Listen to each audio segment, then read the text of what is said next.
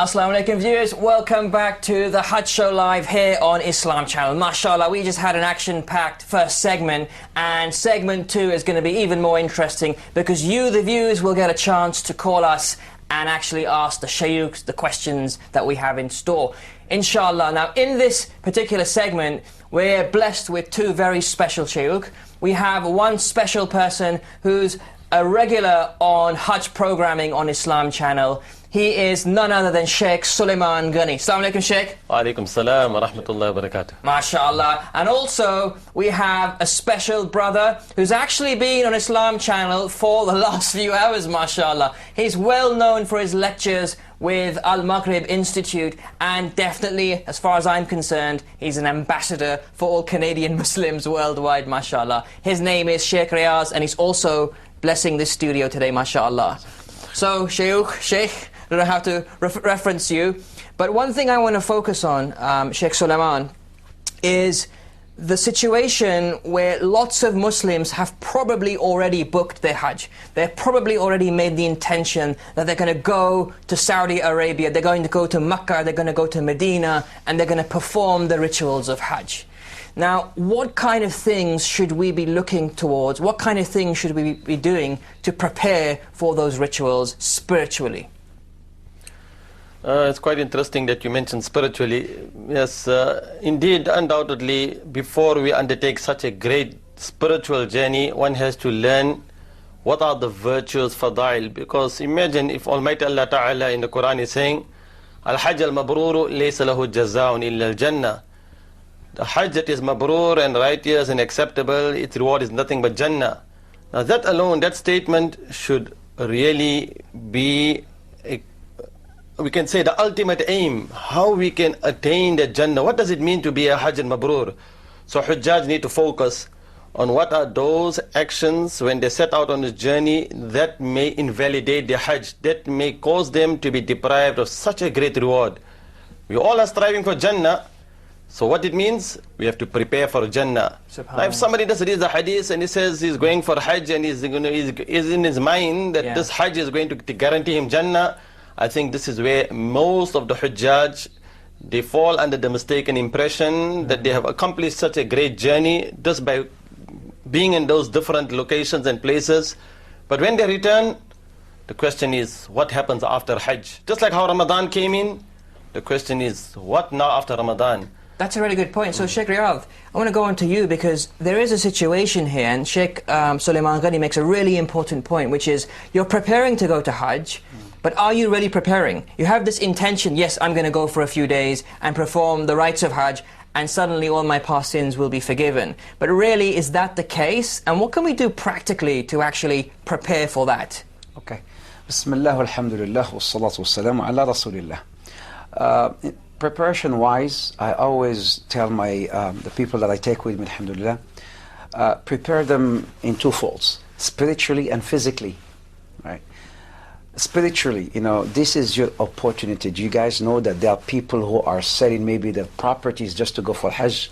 Allah subhanahu wa ta'ala has meticulously selected you to go for Hajj. And you know what that means? You are going to visit the house of Allah. When the Sheikh, let's say, if he invites me to his home, he's not going to invite people that he doesn't like, he doesn't love. He would only invite people he likes to his home. وَلِلَّهِ الْمَثَلُ الْأَعْلَى. Allah subhanahu wa ta'ala has invited you to his home. Do you know what you're going? Some people don't pay attention to this thing. Allah has invited you, and you are, mashallah, honored. And you have to fulfill that honor. Allah is, invited you to go to his masjid. Then you have to prepare yourself spiritually. This may be my last Hajj in my life. I could come back, I could die there. So I need to take advantage of every single moment of it. I'm going there, I need to be prepared, mentally, spiritually, physically. I know it's not going to be a pleasant trip. A lot of people, they go and they pay maybe high-end packages, and then they get sort of, shocked with some problems and whatnot. I'm here as a Hajji. I could be stepping exactly what Rasulullah has stepped. I could be making sujood exactly what Rasulullah has made. I am out of this world. I am with, in the companionship of the khalas. I'm out. I'm going, here reciting Quran, making talbiyah. Do you people even know what talbiyah is? So you take them. See, you have to understand what you're saying. It's just like a song. You hear people say, Labbaik Allahumma labbaik. What are you saying? Exactly. You know what you're saying? It's a really good point, Sheikh. So viewers, we have lots of you calling in and you have your Hajj questions. But before I take your questions, I want to remind you, please turn the volume down on your television, because that will really delay the process of us answering your question and the Shaykh answering your question. So let's go ahead and take the first caller. Assalamu alaikum, you're live on the Hajj show on Islam channel. What's your question? In fact, what's your name and where are you calling from? Assalamu alaikum, my name is Hajra Begum. I'm calling from Aylesbury. MashaAllah, what's your question? My question is that, do you know when people go to Hajj, can they go like at any age, like say because I'm 12 and 12, can I go at that age and can I like perform it? It's a really good question. So Sheikh Suleiman, question is, you know, can you go at any age? And I guess the more important question is from that is, at what age is your Hajj accepted as a Muslim? So if you went as a child, maybe at 7, is that accepted as an adult? Or do you have to be beyond a certain age in order for your Hajj to be accepted by Allah subhanahu wa ta'ala? I mean, yes, I mean, the Hajj is farad upon those people, and just like how when Salah becomes farad upon you, you have to be an adult. So if a child is performing that Hajj, when the child becomes of age and when that Hajj becomes obligatory after reaching adulthood, then that Hajj is again obligate farad. So the reward of the child performing the Hajj, that will inshallah be in the reward of the parents. So that is an important point, that children can go for the Hajj, but they need to remember when they become of age and they have the means to undertake this journey, then it will really become obligatory upon them. Jazakallah khair. We have another caller on the line, all the way from Nigeria. Assalamu alaikum, you're on Islam channel. Alaikum salam. Alaikum salam. What's your question? My question is that, can a person who is disabled, can he perform Hajj? Good question. Jazakallah khair. Sheikh Suleiman, or Sheikh Riyad, can a person who is disabled perform Hajj? Is it obligatory upon them? Is it fard? Or what's the situation? Bismillah, alhamdulillah, salatu wassalamu ala rasulillah. There was actually a person that called us a couple of years ago. He called our company. He says, I want to go to Hajj and I have a daughter who's 8 years old. Shall I bring her? I say, you know what, you can, but there'll be some, you know, it'll be difficult, it won't be easy. He says, no, Sheikh, let me tell you more. She's disabled. She's on a wheelchair, she doesn't hear, she doesn't see, she doesn't speak. You know, so, and I said it'll be very difficult, you know, but you can bring her. Is a person who's disabled, regardless of the age, does he have to perform Hajj? La, Hajj is obligatory on people who are able to go and who have the means, like the Sheikh said, you know, to go. If they are not able to go and they don't have the means to go, Hajj does not become obligatory or compulsory upon them. SubhanAllah, that's so just, that's so fair, isn't it? SubhanAllah, it's a very typical principle of Islam. Yeah. So let's go ahead and take the next caller. Assalamu alaikum. Wa alaikum salam. My name is Zubair, I'm calling from London. MashaAllah, brother Zubair. Whereabouts in London are you calling from? I'm calling from South London. MashaAllah. And have you been on Hajj before? No, I haven't. I'm going this year, inshallah. My MashaAllah. first Hajj. MashaAllah. What's your question, Akhi? Well, my question is this. It's more, I guess, a theological question about Hajj, because I'm preparing for it. You know, Hajj is one of the 5 pillars, one of the 5 fard, and, you know, one Hajj is fard on everybody who meets those conditions for Hajj. And, you know, going there, you know, doing what I need to do, it would be to follow the Sunnah of the Prophet, and that really means kind of, you know, following what he did, following what he said, but also following what he didn't do, because he's the best example. So on that basis, given that the Prophet only performed one Hajj, isn't that a big sign for the rest of humanity that, you know, we don't for example, perform our Maghrib Salah more than once? You get one chance to perform your salah and that's it. Whether it's accepted or not is up to Allah. So why do some people go on kind of, you know, Hajj every year trying to wipe the slate clean? Jazakallah khair for the question. We understand the question and we appreciate you calling in, and we'll try and get an answer. So Sheikh Suleiman, I guess the question, just a quick summary is, you know, Hajj is obligatory once, and really some people go on Hajj many times in their lifetime. Is that acceptable? Is that a virtue? Or is it overdoing it? Is it an exaggeration? What's your take on that? Yeah, I think what we have to bear in mind that the Prophet ﷺ, in fact, when the Hajj became obligatory, so you're saying after 90 after Hijrah, and the Prophet only done one Hajj in his entire lifetime, and the Prophet ﷺ himself done 4 Umrahs in his entire lifetime. So, in the hadith of Rasulullah sallallahu alaihi wasallam, I mean, as the question was posed to the Prophet sallallahu alaihi wasallam, is it wajib every year?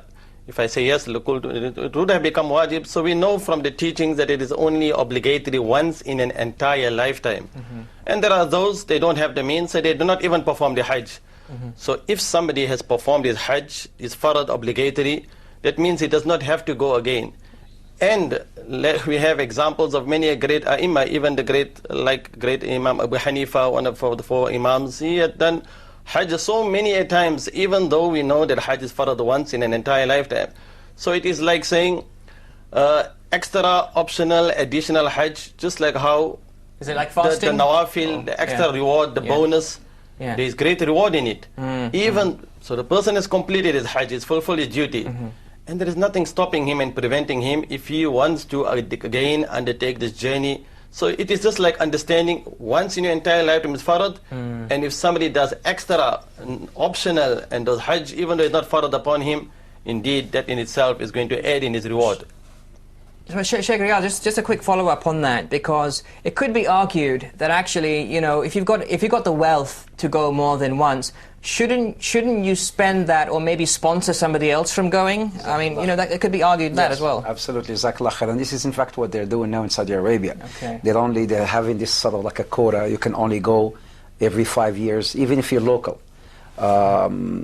If you've been to Hajj, you know, let's say within 5 years, then they don't allow you to go until you complete another 5 years. So they let, you know, other people to sort of, you know, other chances for other people to come in. But the hadith of the Prophet, the hadith says that the Prophet, this is reported by Imam Ahmad and Tirmidhi, very sound hadith, that the Prophet says, Al-Hajj wal-Umrah, they prevents poverty.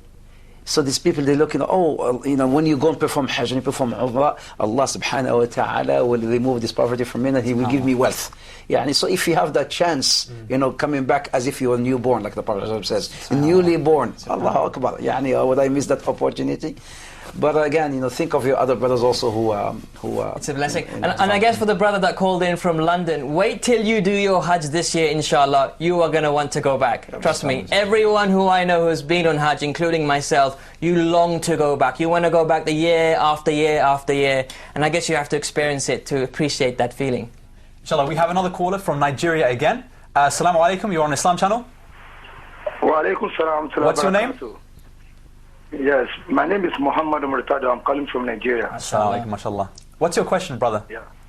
My question is this. Assuming my daddy is not have opportunity to perform Hajj when he's alive, or maybe he's not is old, can I assist him to do Hajj? Can I assist him to perform the Hajj? Okay. Good question, mashallah. Excellent question. Excellent question. I think if I heard correctly, is it can a person do Hajj on behalf of somebody else, maybe a deceased parent, or is it possible to do Hajj for a parent who is still alive, for example? Sheikh Sulaiman. Most importantly is the person himself would have done his own Hajj. So you cannot do a Hajj on behalf of somebody else, Hajj badal, until and unless you have performed your own Hajj, if the Hajj was farad upon you. To undertake the journey and to assist somebody else in the journey of Hajj, that is double the bonus, double the reward. Yourself are fulfilling your duty, and at the same time you are getting the reward of helping others.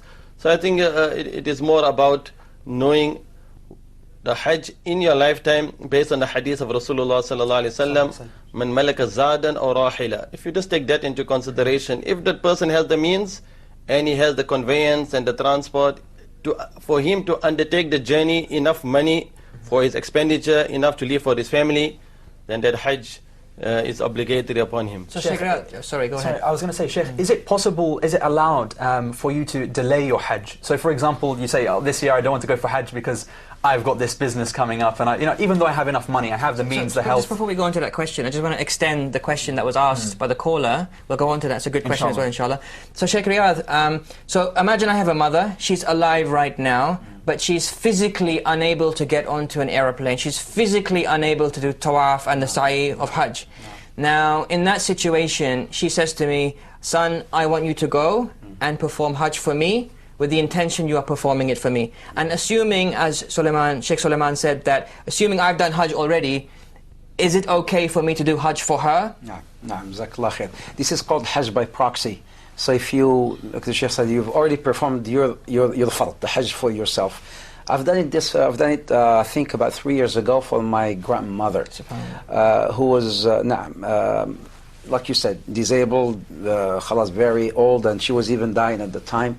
So alhamdulillah, I did my own Hajj, Allahumma lakal hamd, many times. So I did Hajj on behalf of my grandmother.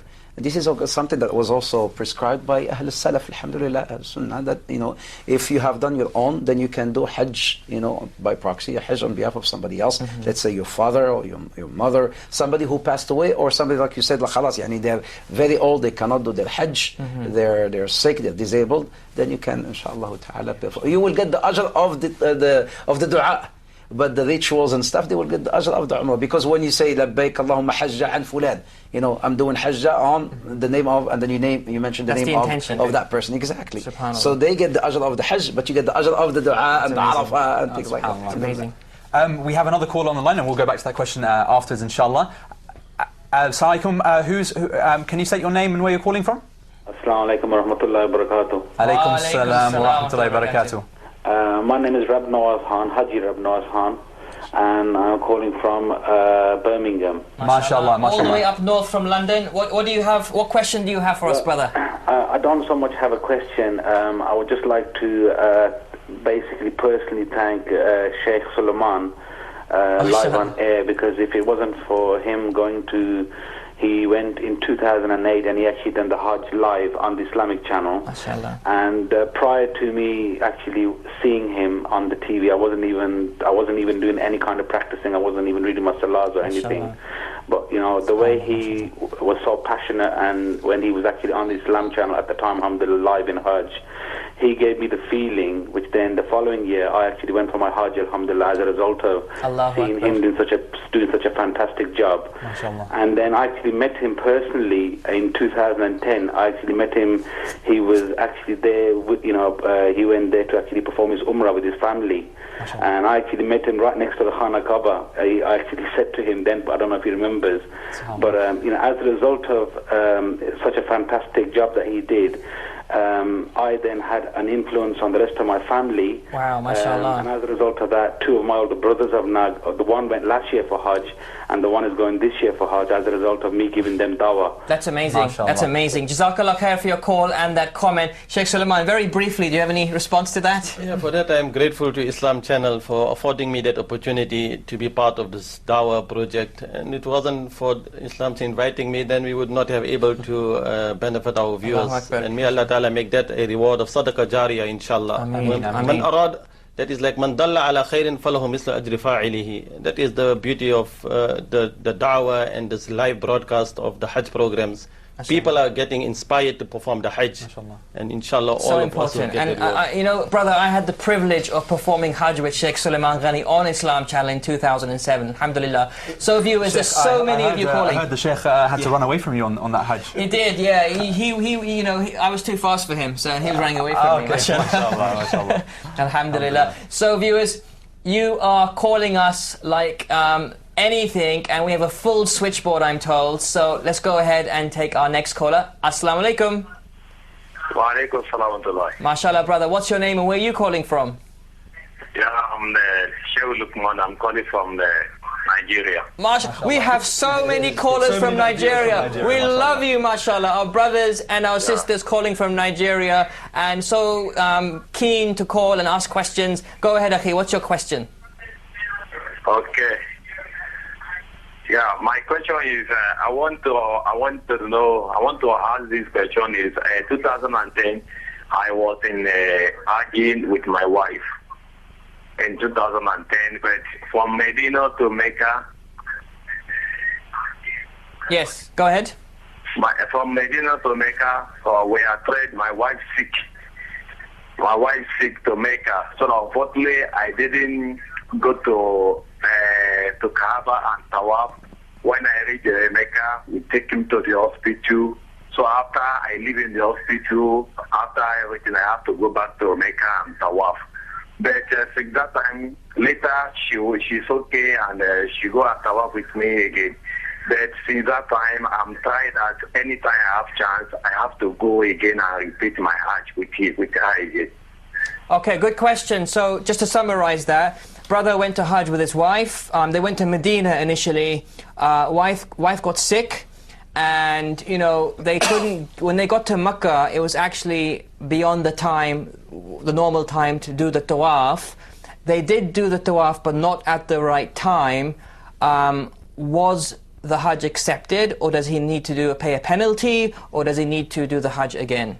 It's a slightly vague question because I guess there's lots of circumstances here. But generally, Sheikh, from your experience, how would you respond to that? Really, it needs to be verified. What are the wajibat, those actions which are wajib, which were omitted, because there are certain principles governing errors of actions that are left out. Did he leave out fundamentals of Hajj? Which tawaf was left out? Was it tawaf al-ifada, which is also known as tawaf al-ziyara? Did they go to the Arafah, the plain? So that will all depend. So really, it needs to be, if there is a valid reason, obviously, then it won't be this. It may mean that they have left out a wajib, which makes an animal, to sacrificial of an animal, which is called the dam, for any error by omitting any wajib act of a Hajj. So if, for example, now tawaf al-ziyara is a fundamental of Hajj. After Arafah, standing on the plains of Arafah and then going back to Mecca, meaning after pelting the Jamarat, that tawaf is called tawaf al-ziyara.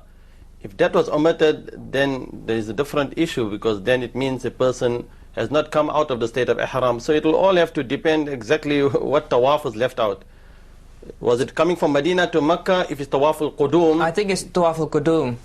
What he said. Then it would not be the same as living out because there are different types of tawaf.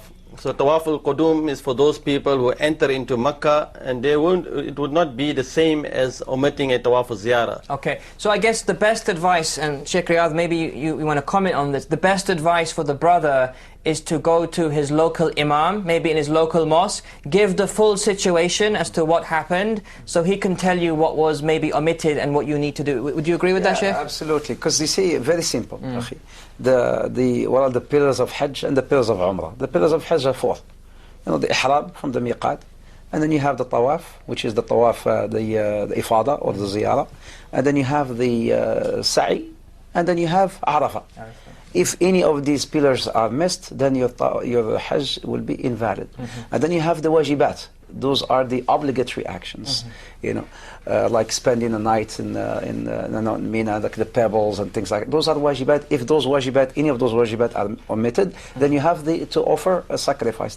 So depending what did he omit. Makes sense. Jazakallah khair, Sheikh. So viewers, we've got time for one more question from Aisha in London. Assalamu alaikum, Aisha. You've got to ask your question really quickly because we're running out of time. Go ahead. Okay, assalamu alaikum. Inshallah, I'll be performing my Hajj this year. I want to be able to tell all my friends and family that I'm going. And I just wanted your advice. Would telling all my friends and family be compromising my Hajj and be seen as an act of showing off? Okay, subhanAllah. Jazakallah khairan. So I think the question is clear. So we'll start off with Sheikh Riyadh, inshallah, very quickly, 30 seconds. Jazakallah khair. La akhti, wallahi, a lot of people, they go, see, this is your trip, you may not come back from that trip.